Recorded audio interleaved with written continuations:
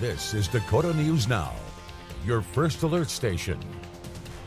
It is 9 o'clock, and good evening, everyone. I'm Brian Allen. I'm Andrea Anderson. According to the ALS Association, around 5,000 Americans are diagnosed with ALS each year. Plenty of research has gone into slowing the progression of this disease. Parker Brown looked into the latest in ALS research and followed up with a Sioux Falls family. He's in studio now with our 9 o'clock top story. Parker.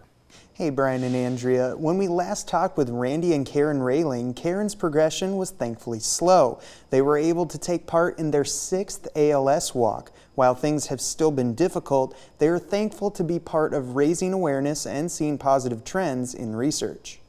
In many areas of ALS research, progress is being made and advocates for ALS research are optimistic. Daniel Barvin has faced tragedy from many family members dying of ALS. He also learned he is a carrier of a genetic mutation that makes him more likely to develop ALS. His experience drove him to work in advocacy and research to find a cure at Koya Therapeutics and a nonprofit he started called End the Legacy. Knowing that every day we are moving forward towards a cure, there could not be a better life to live for someone who's been so affected by these diseases. Koya presented encouraging experimental data of potential new treatments last month. There's a combination biologic, kind of like what's been done in cancer, where in one case we are increasing the efficacy of regulatory T cells, and with another drug, decreasing inflammation in the body. We've shown in a proof of concept trial back in March that we could stop the progression almost to none.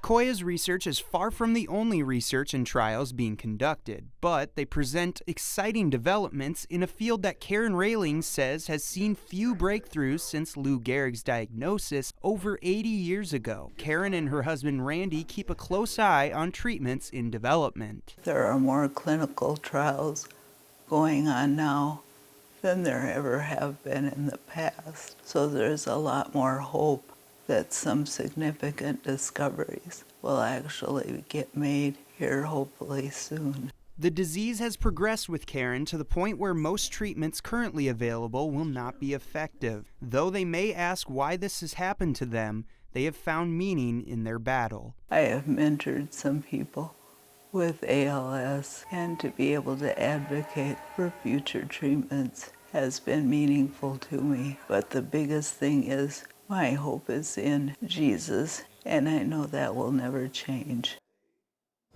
Now, one of the trials Koya is kicking off to test that combination treatment will begin in 2024. Barvin said that while they cannot make any promises about how quickly trials and the process of potential FDA approval can be completed, they hope to bring these therapies as quickly as possible. For many ALS patients, the longer that they wait for new treatments, they become more likely to move past that window where treatment is even effective. Brian and Andrea.